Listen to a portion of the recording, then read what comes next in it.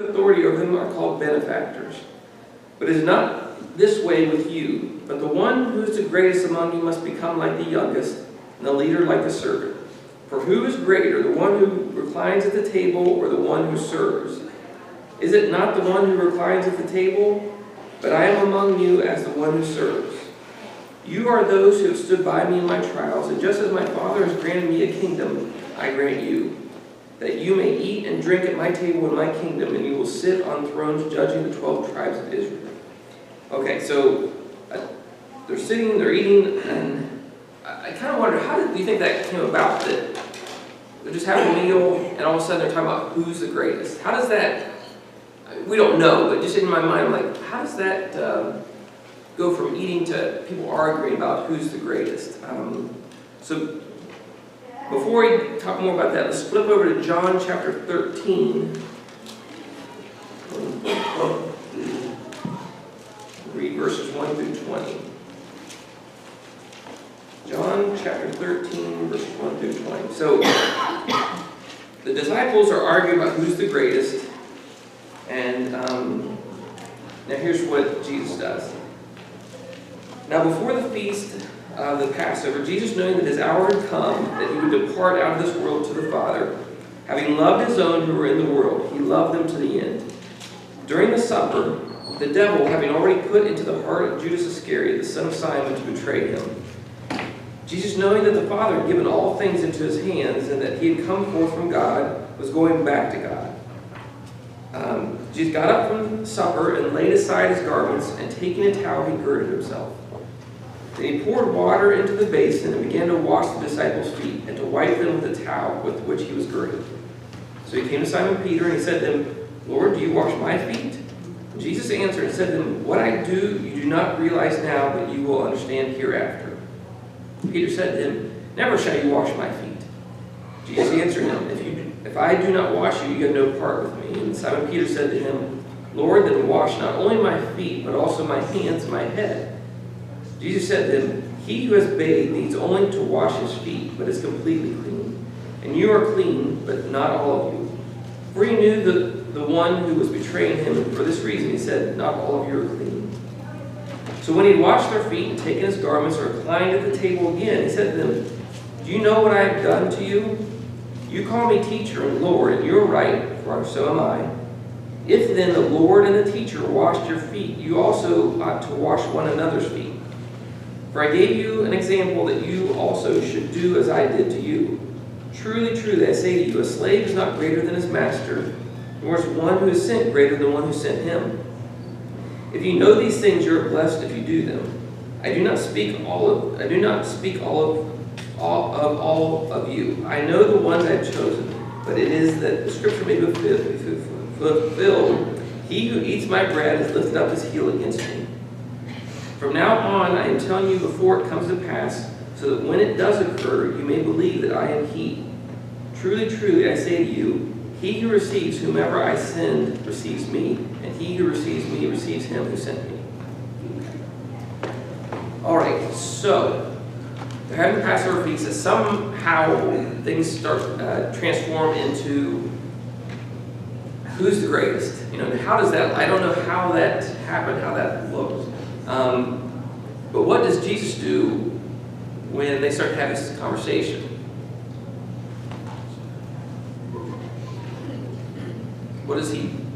What action does he take to kind of teach a lesson? He starts washing feet. And from what I read when I was looking things up, it was kind of a custom when people would come in to your house, one of the things for like a meal or something like that, someone would wash their feet, and usually that was the person who was kind of lowest on the totem pole got that job. Okay, so I don't know exactly how to compare it. When we talked about it in the teen class, we were trying to think of something to compare. Okay, what Jesus was doing compared to where his status is. So okay, and at first so the teens are fun to teach because they really come up with really good stuff, but it's kind of funny. So they said, what if the President of the United States walked into the building and then started, washing our feet? And, then there was a little argument about, well, I wouldn't want that president to watch me, so I said, okay, wherever you stand politically, one side or the other, let's go back to a president you maybe more universally respect. What if Abraham Lincoln? Is that okay with everybody? Okay. So, let's see. Abraham Lincoln, one of the greatest presidents of the United States, walks into the building. And, normally, oh, come up here, sit down, and everybody gets a meeting. We're glad you're here. He says, no, give me a bucket of water, and I'm going to go scrub the bathroom floors. That's kind of how this was. But that still pales in comparison to the level Jesus is stepping down from godhood to lowest servant. But he was wanting to get that point across, wasn't he? That, this is how you don't talk about who's the greatest. Who's the greatest servant? That's what he wants people to do. It reminds me of, the song Old Rugged Cross.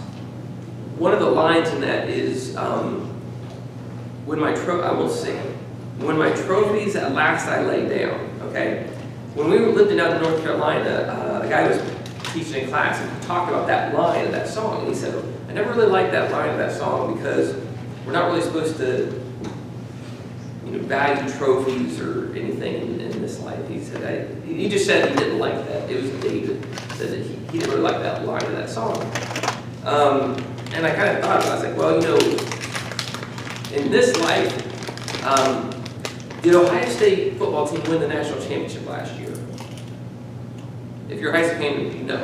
So you almost discount that season. Even though they did really well, they won the Rose Bowl, they weren't number one at the end. They weren't the greatest, okay? Cincinnati Bengals. Yeah, they had a great season. They got to the Super Bowl, but they didn't win it. So there's still, in our country, in our society, there's something about being the best, and then what's second place?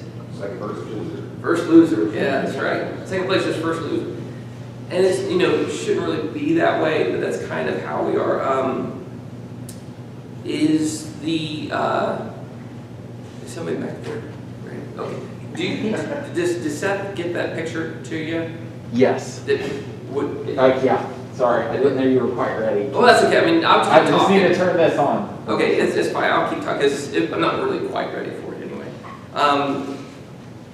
But I think that's a hard lesson in our society. And it's easy to say that everybody else has a hard time with that. But I think if we really get down to it, that's how each of us are.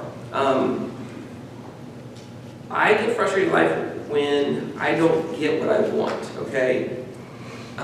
When I'm not put first, when I'm not the greatest. And it can be something simple as I'm driving down the street and somebody cuts me off. That was my lane, me. And it's kind of that's kind of, a light example, I know, but isn't it because I'm the center of my universe and I was frustrated? It could be at work where, especially like teachers, you're frustrated when the kids don't act just right because you've got a lesson plan, you've got this to get done, or whatever work you do. A complaining customer who is not reasonable, and completely not reasonable, and you're like, I'm just doing my job. You get frustrated because it's all a reflection on we're the center of our universe. But this is the example of Jesus where we have to step back and say, you know what? That person that cuts me off, that person at work, one of my family members,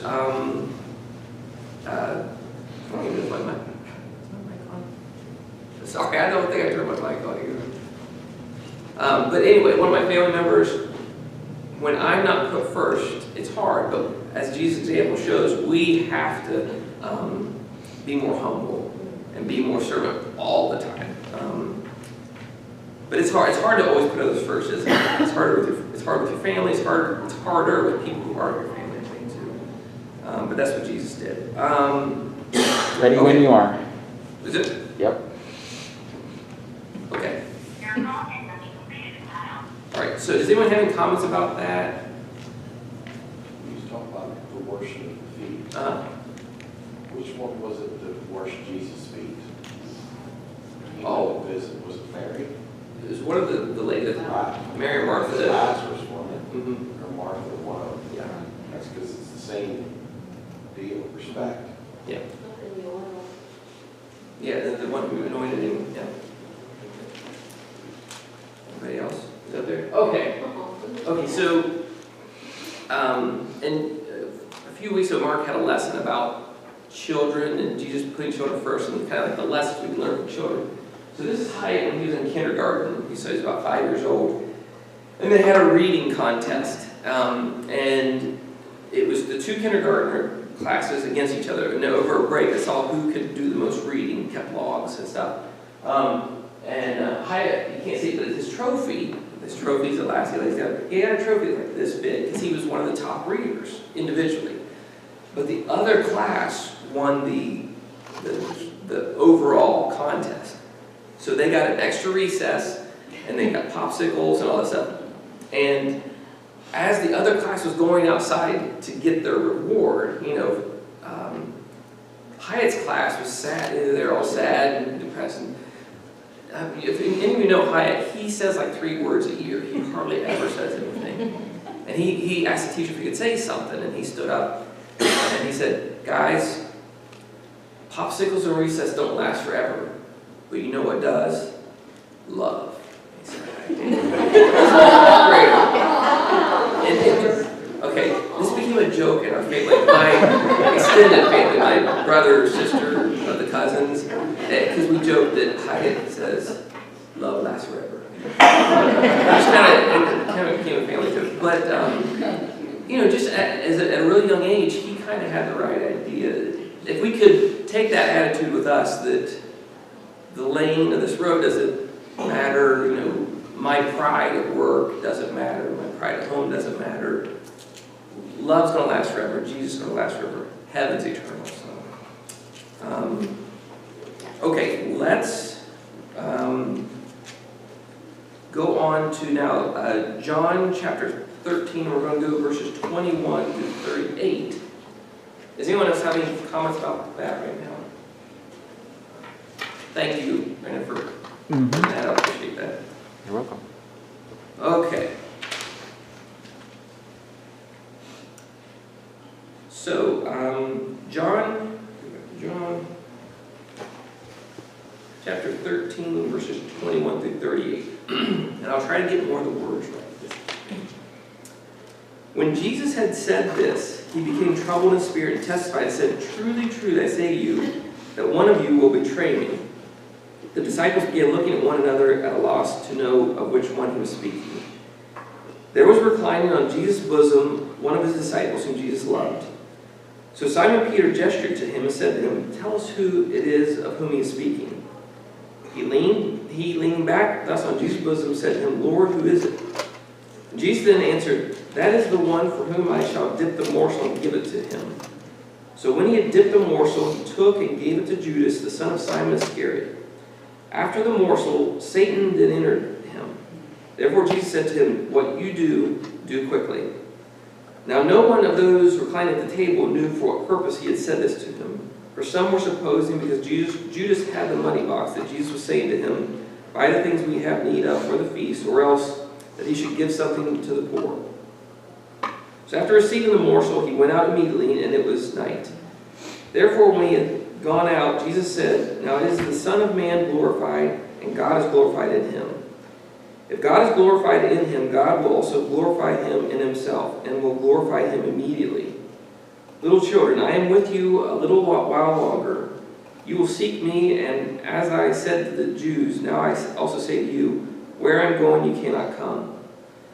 A new commandment I give to you, that you love one another, even as I have loved you, and that you also love one another. By this all men will know that you are my disciples, if you have love for one another." Simon Peter said to him, "Lord, where are you going?" Jesus answered, "Where I go you cannot follow me now, but you will follow later." Peter said to him, "Lord, why can I not follow you right now? I will lay down my life for you." Jesus answered, "Will you lay down your life for me? Truly, truly, I say to you, a rooster will not crow until you deny me 3 times. Okay, let's go ahead and we'll go ahead and read the last little bit of verses here. Mark chapter 14, verses 22 through 25, and then we'll come back to this.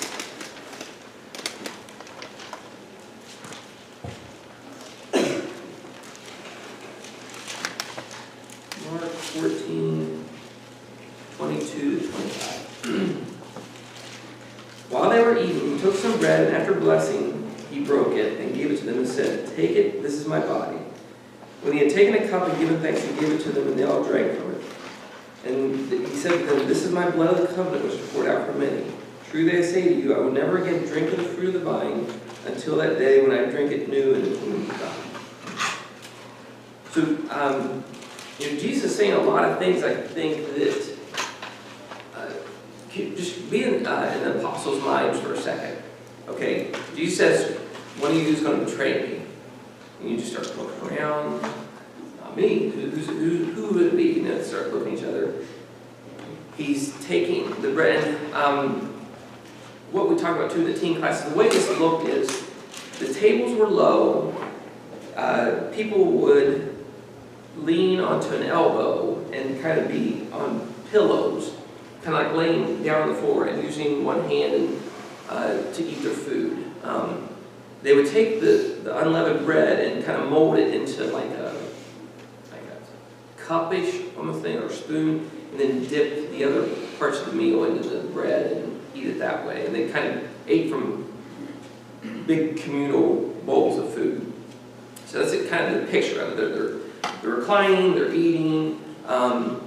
He says, one of you is going to betray me. So Peter is somewhere over here, and he says, "Hey," to the disciple that is closest to Jesus, "Hey, ask him who it is." Jesus says, "Well, one of them I'm going to, dip the food for and hand it to him." It was Judas. Okay, so, and then also he's saying things like, "This is my body, eat it." I mean, if you stepped in and had no, like we have the advantage of history to look back on, we kind of know what it's about. But if someone just hands you, or has a piece of bread and says, "This is my body, eat it," you're like, well, that's kind of strange. But a lot of things he's saying is for later down the road so people understand. Same with the fruit of the vine. Okay. I want to go back to the John chapter 13, verses 21 through 28 part. Okay. Why do you think Jesus tells them about the betrayal of Judas? Okay. Why do you think it was important that he say that Judas is going to betray him? I had a couple ideas. Anybody? Okay. Didn't he mention that he was going to tell them ahead of time so that they would know? Yeah, why? He does this in several different scriptures, several different gospels that he says. And even, he mentions sometimes someone's going to betray me, someone's going to betray me. And then he even points out, this is the person who's going to betray me. Why do you think that's important? And it's kind of a theme here with why he instituted the Lord's Supper, even though they might not understand it then. Does anyone take it? Yes, I don't know. This is just my opinion, I think. Maybe to show that he's in control of what he's doing. I put to show that he knew it was coming, that he was in control. Nice. Yeah. And so that later on, people couldn't say, if he never said anything about Judas is the one that's going to betray me, could someone have kind of twisted things and said, the only reason Jesus went to the cross is because Judas set this whole thing up. It was Judas's plan, and now you Christians are kind of warping it. I think it's important that Jesus points this out several times, and it's documented. Judas one's going to betray me. He even says, go and do it quickly. But it's part of it. Jesus is still in control, even at this point. If he wanted to stop this, anytime he mentioned he can break legions of angels, I mean, he could have stopped the other 11. Okay, get Judas, tie him up. But he's still in control. I think that's really important. And, this was foretold. It's to keep the scriptures complete. Really important, though, I think that Jesus is still in control, because it's important that Jesus has given himself willingly you know, and that it's not man contrived, this is God in control. And also I think there's one other big thing. Think about, for us and the disciples, I think it's important to demonstrate to his followers that his power, you know, that he's, they can look back and they believe him more fully. Okay, Jesus said this. Remember all these times he said about the temple, he's talking about 3 days, rebuild it, he's talking about his body. All this stuff is coming back to fruition. He told us that Judas was going to betray him. He's told Peter he's going to deny him. All this stuff is really important that for their faith and for our faith too. Okay, so what do you think? I don't know how I can ask this. Okay, so Peter denies Jesus 3 times. Okay, Judas betrayed Jesus. Does Judas still have free will, I guess, even though it's foretold? Yeah. Okay. I think it's, you know, I think sometimes, and again, this was kind of with the teen class a little bit Wednesday, they got into, did Judas have a choice, you know, because it was foretold and Jesus said these things. Okay, so here's where it comes back to. Remember that picture of my mom you saw this morning? On the phone. Some of you weren't here yet, but we said Happy Mother's Day to my mom this morning on the phone. I wanted you to meet her a little bit because I grew up in the 70s, okay? And I was about 5 or 6 years old. I know that because I can picture my mom hold my sister, and she was a baby. So I'm 6 years old. So I'm around 6 or 7. My brother's a couple years younger than me than my sister.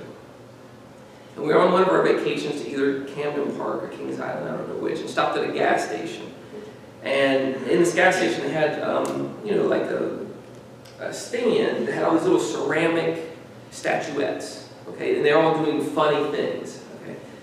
And my mom said to me and my brother, don't touch them. Don't touch them. You'll break something. Don't touch them. Okay. So we're over here, and I was pointing out to my brother this one that was really funny. It was a guy in an outhouse and all that kind of stuff. And his kids, he was just hilarious, you know. Ceramic, they were about this big. And I was holding it. I was pointing out to my brother, look at this one. And I went over the top of a baseball player, had his hat on backwards, and you know, goofy pose, and it snapped off his arm, and it fell down. And back in the 70s, I don't know, I think most of us here were alive in the 70s, I think we're all that age. In the 70s, paddling or spanking, that was allowed. And actually, I think it was encouraged. And not just, you know, parents, but, you know, strangers could paddle. I think everybody just had a license to do that. Anyway, so I said, oh, I'm going to get paddled for this. And, you know, I'm starting to scramble, and I hit it again, you know, another piece of that. Oh. And my brother, you can see him, he's going for cover. My mom comes over, and she's holding my sister. I can still picture it. Not calmly, what did you do? I told you. So we ended up having to buy the little baseball player that's all broken. And I said, well, can we get this? This is the funny one. And that was the wrong thing to say. So we got out of there, and I just, you know, I'm 6 or 5 years old, but man, that memory still, isn't it weird how some things are vivid? I don't remember where we were going, Kings Island or Camden Park or what, but I remember that part. Did my mom, could she, okay, by her saying don't touch anything, you'll break it, was it still my free will that, yeah, okay, could she just kind of, not, okay, this is where it's a little bit different between Jesus and God and this situation and ours, but could my mom foretell the future? No, but She probably didn't know. well, yeah. She knew my character, my personality, my brother's character, my personality. She knew us, and that's why she said those things. Okay, and like I said, then, you know, I got a spanking from her, from Dad, the cashier, and the lady pumping gas, just everybody. And And in the 70s, that was normal. But, so, with Jesus and predicting that Judas is going to do this and that Peter is going to do this, it's not that they didn't have free will not to do it. And now he has more power than us humans, so he could see the future. But it's not taking away their free will. It's just knowing their character, knowing how they're going to respond in a certain situation. Okay, is that kind of here? Okay. We're doing good on time. Anyone have any comments about? I do want to say real quick, with Judas and Peter, because we kind of got into this a little bit in the T class, and this is a little bit ahead of our scriptures here, but what is the main difference between, two main differences between Peter and Judas? Okay. His heart.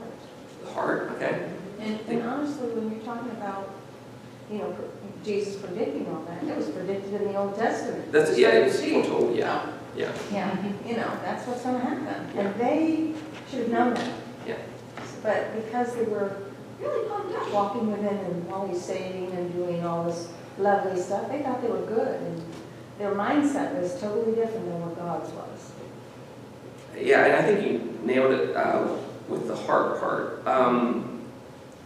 So when Peter says, I'm not going to deny you 3 times, and he says things like, well, if you're going to wash my feet, wash my whole body. Peter was always gung-ho, so I don't think there was anything, it wasn't his heart, his intentions are always good, but he lacks a little bit of, I don't know. Wisdom?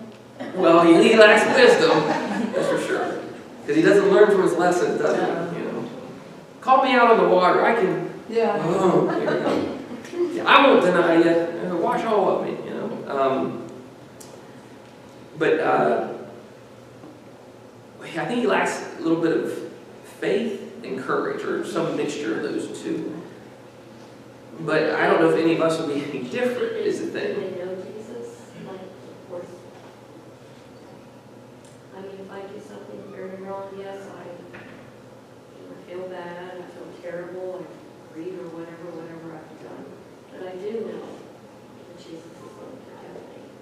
Now, if something really bad involves other people, I'll suffer that consequence, probably. Yeah. So what, Judas ended up killing himself, so what he didn't trust, did he not know that Jesus was going to forgive him? I mean, I'm assuming he did, but, it's just, the character of the two, it's like, now we know that Jesus is going to forgive us, and, we don't have to do those awful things, but, people are people. Yeah. Well, when he was praying for them and talking to them, he was telling them that when I leave, the Comforter will come, and he will remind you of everything I taught you. That's the difference today, because we have the Holy Spirit dwelling in us to convict us, to correct us, and to remind us what Jesus says. They didn't really have that. They had the physical form of him. So in fairness, they didn't have the gift that we have until after. So. We kind of have that, and we have that, and we have the full story. Right. They were in it. Right. So, yeah, Peter, I think, wanted to, but then as soon as the people came to arrest Jesus, what does Peter and the others do? Okay, I think for a second, Peter wants to fight, and then when they say, well, that's not the way this is going to happen, because, well, then I don't know what to do. We're going to surrender and win, because I can't do that, so he's out. So I think one of the big differences between two is their heart. Because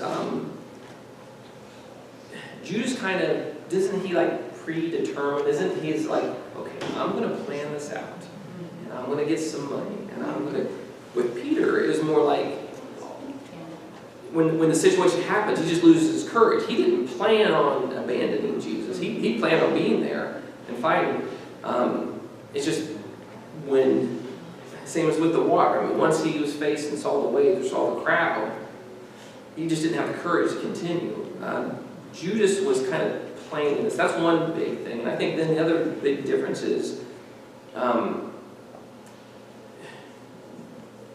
I think Judas kind of, I don't want to say gave up, but kind of what you said, Judas could have been forgiven too, you know, for his, so not giving up was kind of the thing.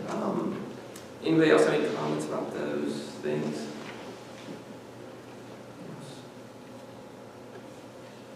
Steph, do you have something?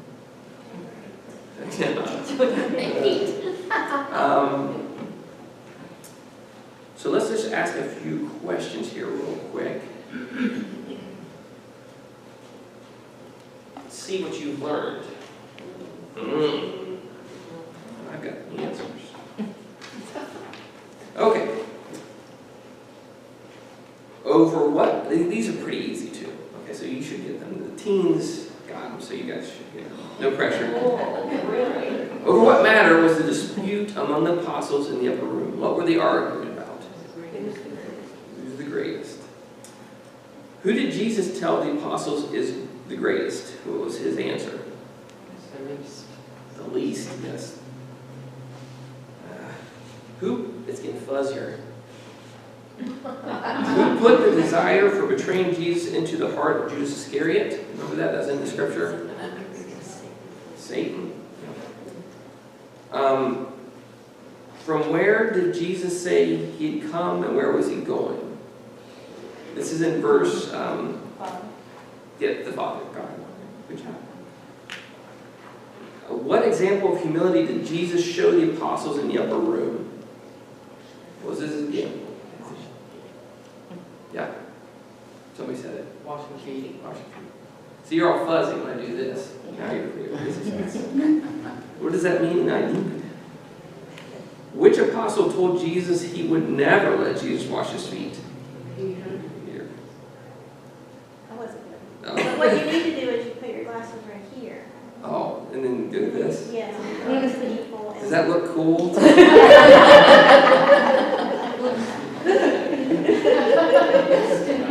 Yes, Judas, yeah.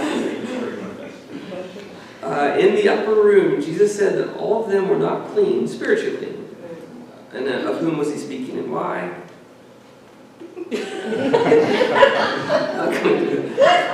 Who's he speaking? Who? Judas. Judas.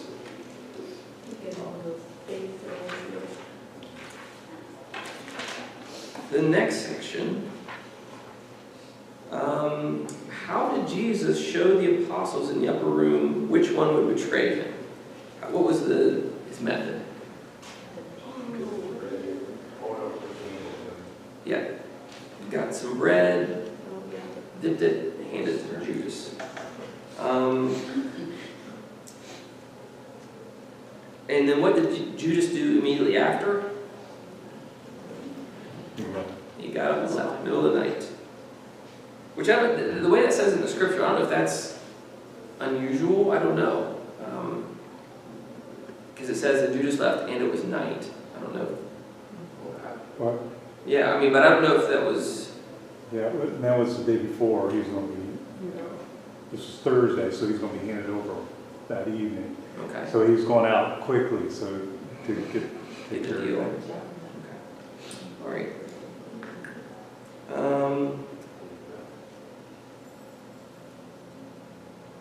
Okay, so this is a little harder. It's John chapter 13, verse 35, if you want to look that up. But how did Jesus tell the apostles in the upper room that people would know that they were his disciples? He'd already given an example, and then he says this.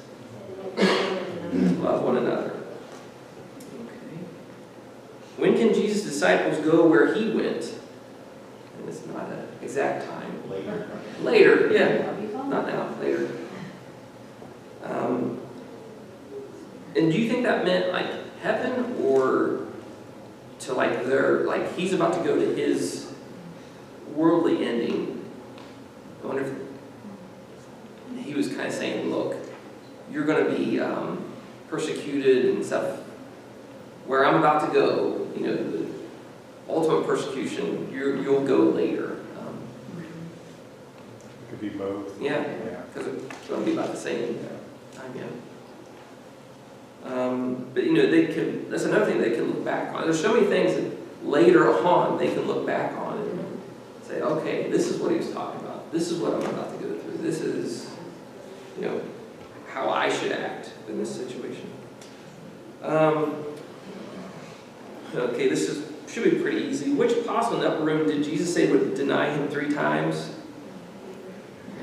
You know, going back to that real quick. So yeah, it's easy to say, okay, Peter and the other apostles, they scrammed when things got rough. And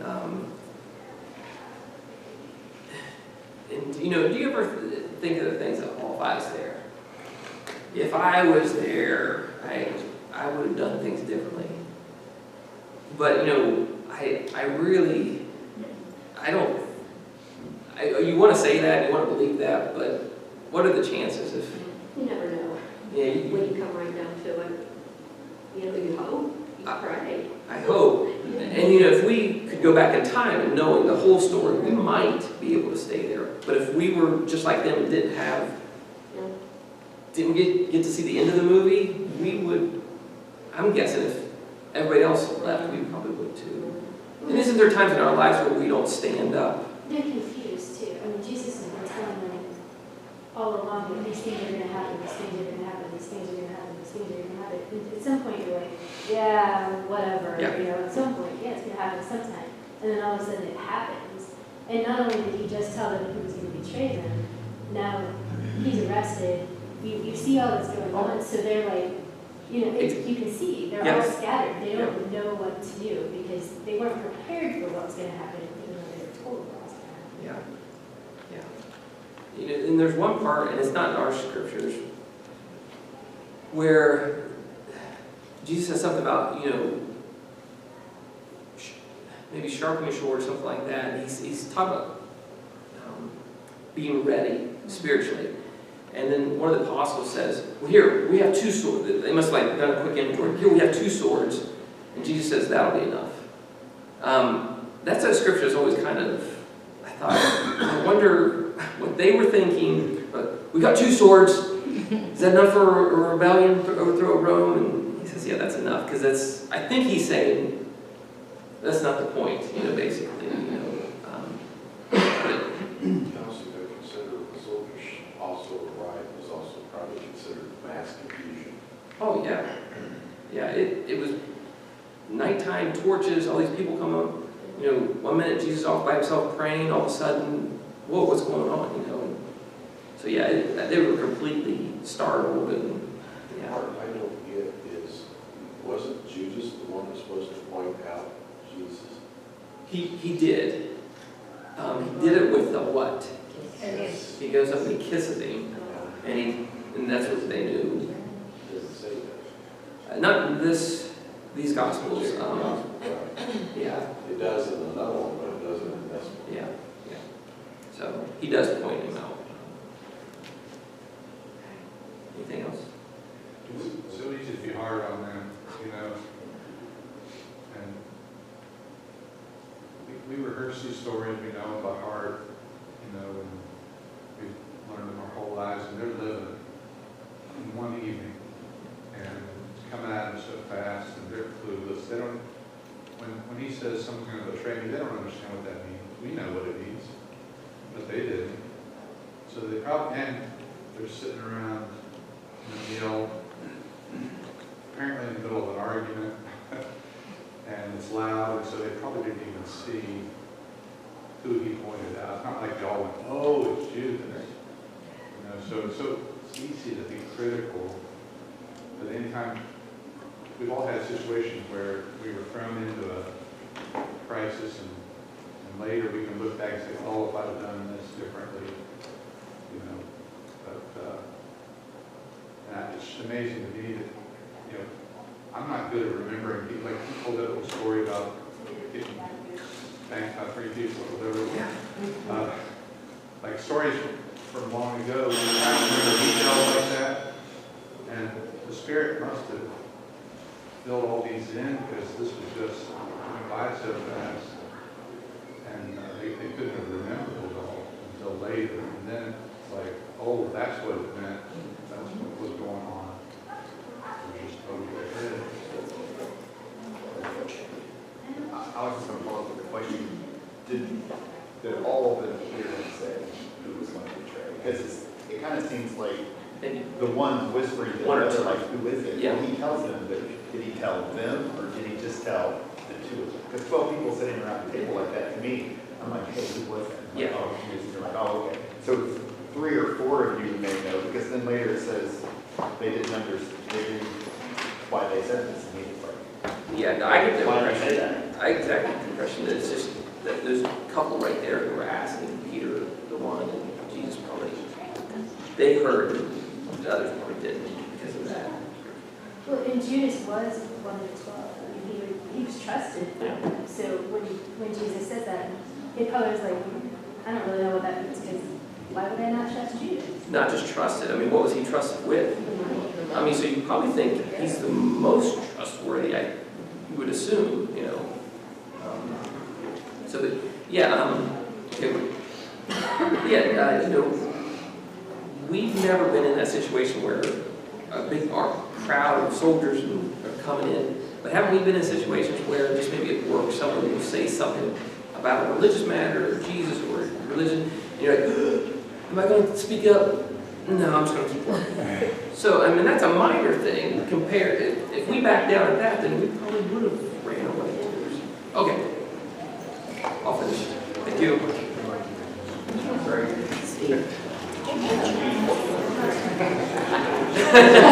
you.